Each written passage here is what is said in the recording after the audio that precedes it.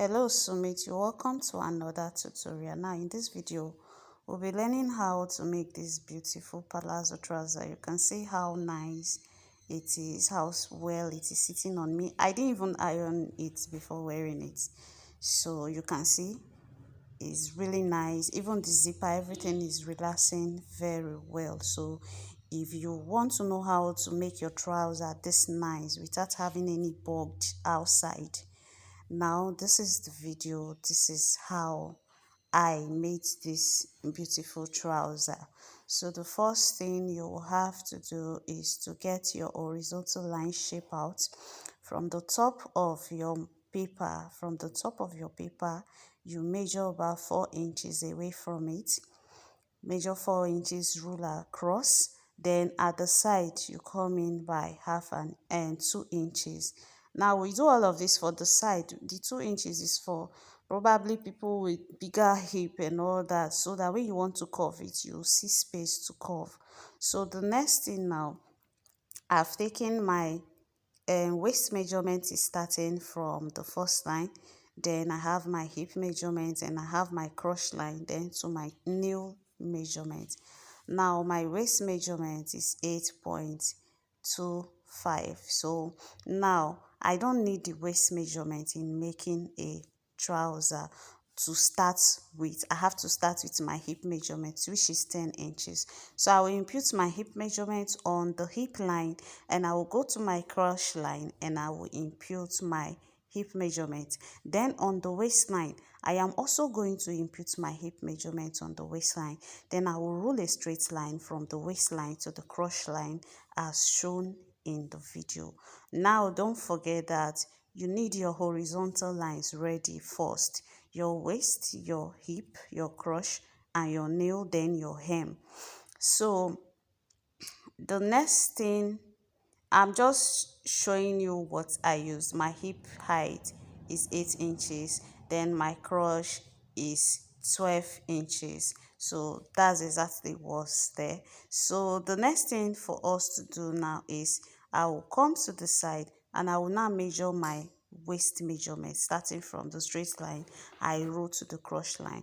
So here is my 8.25. So I'll impute my waist measurement there. Then that stands as my waist measurement. Now don't forget, we are making a dartless trouser. The trouser we're working with doesn't have dart. Now to get the crotch, to get the flap, now you have to divide your hip measurement, divide it by 4. So if I divide 10 by 4, I'll have 2.5. So I will extend from my crotch, I will extend by 2.5 to get the curve at the flap area. So 2.5. Now the standard is whatever your hip measurement is, divide it by 4 to get your crotch extension to curve it. So after getting the 2.5, you curve it exactly the same way I'm curving it with your curve ruler. I'm using armhole because it's easier using the armhole. So and it came out very well. So the next thing I will have to do now, I will connect the waist to the hip line. So you can see the way I'm placing my hip curve ruler. This is how to place it. You place it correctly, place it properly. You can see how the trouser is sitting so well on me. So if you follow every step in this video, I bet your trouser will come out as nice as the one you've just seen. So after connecting the waistline, so the next thing I will have to do is to take my new measurement. It's a palazzo trouser. I don't need all of this measurement, right? But I'm just using it as a guide. It guides me to know how big I really want it to be, or how small I want it to be. So the next thing for us to do now, we have to determine the midpoint to enable us get the new measurement and the ankle measurement. So to get the new measurement, you divide by 2. Now you see what I just did? You are dividing by 2. Like you would divide from the crotch to the extension. Let's say 2.5 plus 10, that's 12.5. Divide the 12.5 by 2 to mark the midpoint. So whatsoever you get, you mark it from the top of your pattern paper to the down of it. That is exactly what I have just done. So you rule a straight line to the upper part of your pattern paper. Don't forget that you will measure the cross line. You will measure whatsoever the cross line is giving you is what you will divide by 2 to get the midpoint of your trouser pattern. So the next thing you will have to do is to impute your nail measurement. So the nail measurement is, you will divide it by 4 at the end of the day, because we are only work. So when you divide by 4, after you can see that I'm dividing it by 4, so you go to the midpoint, you will mark whatsoever you get, you mark from the midpoint on both sides. Do you get? So that your measurements will be equal. So that is my nail measurement. Now don't forget that this measurement I'm imputing is when I'm doing if I'm making a tight trouser, I don't have to extend it. This is just what I will connect. So my ankle is what I'm dividing. I will also divide by 4. Then I'm getting 3.5. I will go to the hem of the paper and I will impute 3.5 on both sides, same way we did for the nail length.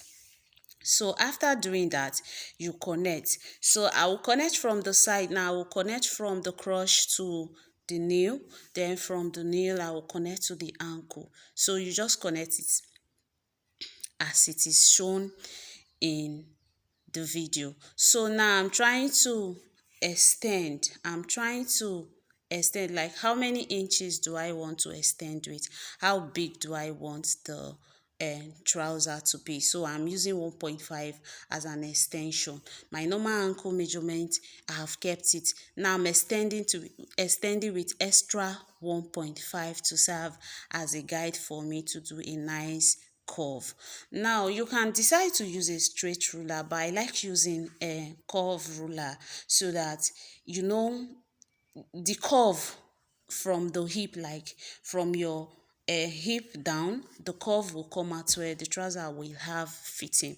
So that's why I'm using a curve ruler instead of a straight ruler for this part. Then you go to the other side, you connect as seen in the video. So what you just basically have to do is to connect the extra lines you created as the ease allowance, depending on how big you want your trouser to be. If you want your trouser to be bigger than this, you can extend it bigger, or probably if it's going to really be so big than this, then you use your slash and spread method. But normal palazzo trouser, this is how to cut it, to get it correctly. So you can see exactly what I'm doing in the video. I'm just connecting all my lines together. Please, if you find this video helpful in any way, don't forget to give this video a thumbs up, like and share. Don't forget to comment. If you have any question, I'll be glad to answer to your question. So this is the front pattern. Now you can see how simple it is. It is a dartless trouser. This is the easiest pattern of trouser you can see. So now the next thing we have to do now, the front, this front, like let's say our navel side, the trouser is not coming up. You have to curve it so that it will not be bugging up. So there is a curve at that place. You can decide to use a curve ruler for it, but I'm using my straight ruler to take it down. So the trouser is coming up from my waist through to my navel. Do you get? So that's exactly in every trouser. If you want to get a nice trouser that will follow every step you're seeing in this video and it will come out nicely. So now I want to do the back pattern. I have to extend the flap of the back pattern with the exact inch I use in extending for the front. So I'm using 2.5. So the 2.5 that I have, I will add half an inch to it to make it 3 inches. So whatsoever yours is, if your front you had 3 inches, for the back make it 3.5. Then after the 3.5, you go down by half an inch. You can see what I'm doing. Then you connect.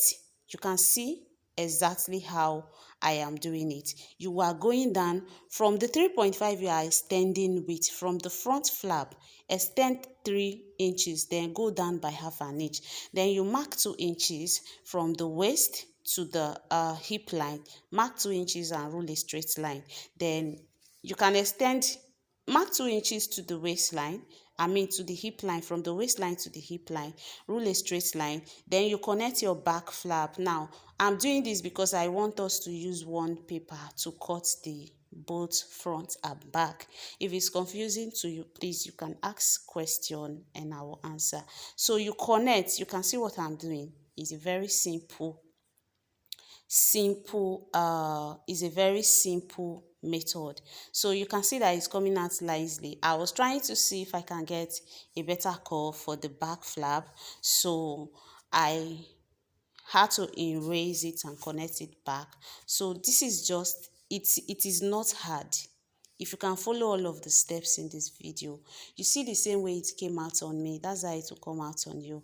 I will do my next video on how to make a pencil trouser, and I will upload that very soon also. So you just connect it the same way I'm connecting. So after connecting, you come up at the top, you come up by 2 inches. Of course, for the back, by the time you sit down, your bum will drag your trouser down. So you have to raise it up by 2 inches so that when you sit, your trouser is not going to pull down to be showing your undies. So that's the reason why we go up by that 2 inches. Then you connect it straight to the waistline.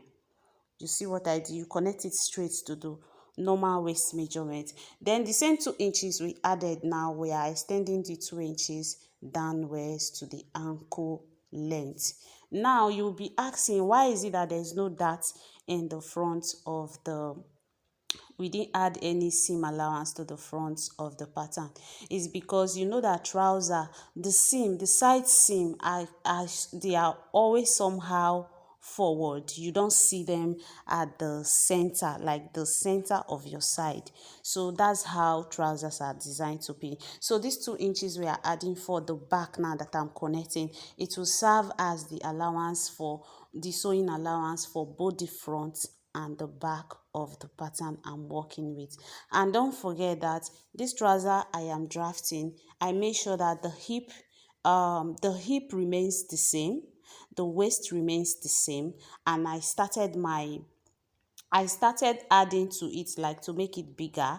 I started from the crotch. You can see how it is. That's why the upper part is tight on me and the lower part is big. So this is basically all you need to get your trouser done. So the next thing is to cut it out. So firstly, we'll be tracing it out like this. Then after tracing it out like this, this is the back pattern.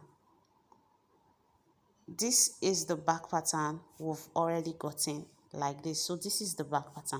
So first we have to cut the back pattern first before we can cut those extra 2 inches we added for the back, so that before we can cut the front. So I'm just tracing the back pattern out on my material first.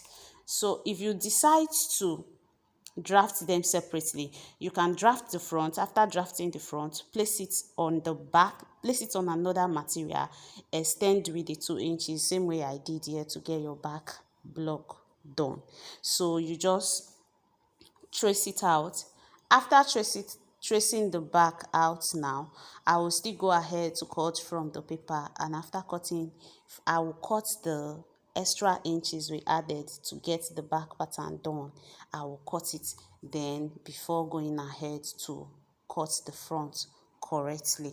So that is that about the pattern of this trouser. I'll be going into the sewing. The material I'm working with is actually very soft and it wasn't really stable. It was kind of stressful also. So I was just trying to arrange it, get it together. So that's basically what I'm doing there. So the next thing for us to do now, we're tracing the extra allowance we added for the back. We're tracing it away, leaving us with just the front pattern. So you can see how I am cutting it. Wash carefully so that if you're making your own, you not make any mistake. Please, if you try this pattern out, you can decide to tag me to it on Facebook. I'll be glad to see your work. I'll be glad to see if you are actually getting anything from my videos. Then this is the front pattern. You can see that this is the front pattern. So the next thing I will do now is to just cut it out.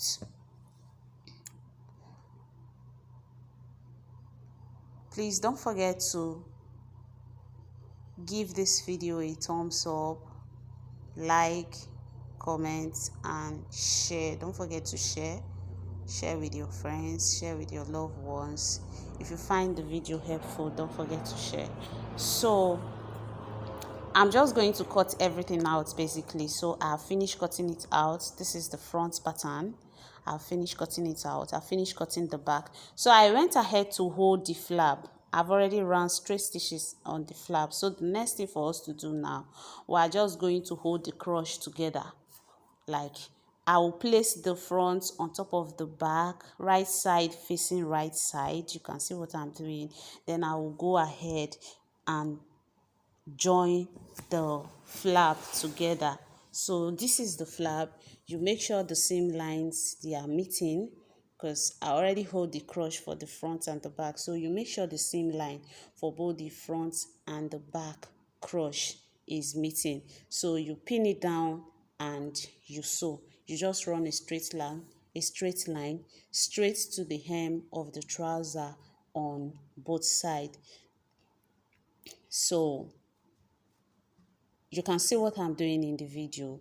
You just place it together and run a straight line, just a straight stitch down.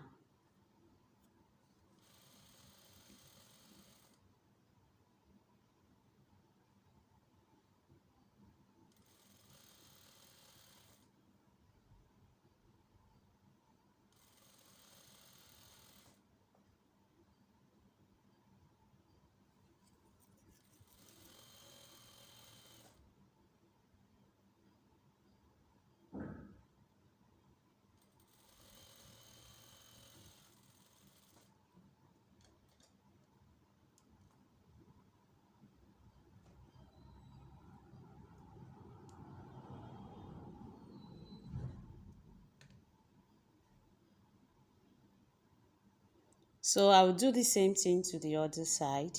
I'll do the same thing to the other side and come and show us. So I've already run my stitches. You can see on both ends. You can see I've already done that. So the next thing I will have to do now is to join the sides together. Join the sides of the trouser together. So I will go ahead and join both sides, then I'll show us. So here is it. I've joined both sides. Then I've also hemmed the hem of the trouser. I folded it. So the next thing we will have to do now, we'll be putting our band.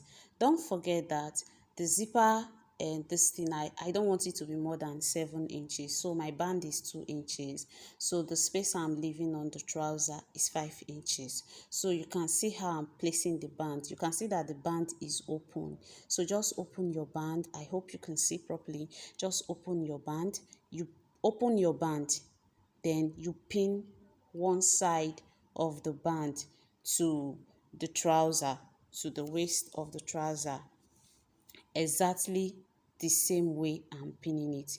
You just pin it round, pin it pin it round the waist. Anyhow you can fit the trouser. Now you can decide to just carry the band, place it on it and run a straight stitch. Just carry both end of the band. You don't have to open it, but I don't want any joining at the at the waist part of the trouser, so that's why I did it like that. So I've already run my first stitch on it. So the next one now, I will fold the band to cover the first stitch I ran. You can see what I'm doing. You fold it on top of it, just like the way they fix all these already made skirts, the way they fix their band. So you fold it on top of it, then you pin it. you pin it. Your pinning will be so tight because you are going to be sewing on the other side, and if the material is not in place, you might just have your stitches might not be nice. So that's why I'm just pinning it so closely. You can see what I'm doing. You make sure that the band is covering the other first line that you've run through, then you pin. So I'm going to pin everything like this. So this is it. I've gone ahead to pin everything. So the next thing now is to run my stitches on it. So I'll just go ahead and run my stitches on it. Don't forget you are running your stitches on the first line that you ran the other stitches, so that you will not have thread showing on the band of your trouser. So the next thing we'll have to do now is to fix the zipper. So you can see how the zipper is. Just place the zipper on it, as if like, just, you can see the way it is. Open it like that, just place it on it. So if you're placing it like this, if you open it, this is how it is, right? And you want it, and you know it's an invisible zipper, so you have to turn it. You can see the zip on top, but you will have to turn it, then you sew on the other side. So you turn the zipper, you see the way I'm turning it, you fold that edge inside, then you pin. After pinning, you run your stitches. Just run straight stitches to the place where this thing, where your zipper is going to end. So you see what I'm doing, just pin it to it. I was just kind of laying emphasis on it so that we'll understand. So you turn it. Can you see what I'm doing? After turning, pin it down, take it to your machine, run a straight stitch to the to where you have, to where your allowance for zipper end. So you run a straight stitch, just run the zipper. I'm using my invisible footer, invisible zipper footer to fix this thing, to fix this. It is much easier using the footer. So exactly what I'm doing here, just do it like that, because if you see the video of the trouser I wore, you can see that the zipper space is not showing at all. Like the zipper is perfectly placed, like it's really came out nice. You can see how nice it is. Then the next thing, you have to turn it to the other side so that we can attach the zipper to the other side. So the first thing you will have to do, you have to pin it. You pin it so that you will not be dragging one side, so that the both side of the zipper will be equal. Then your band lines will also meet, they will also be equal. So I pin most times because it just helps me secure my work, and it makes it more easier for me to work on. So after pinning, you just take it to your machine. You can see the way it is. Make sure you are holding the fabric, the allowance that you are fixing the zipper on the other side. Make sure you are holding the fabric and the zipper together to get a correct stitch done.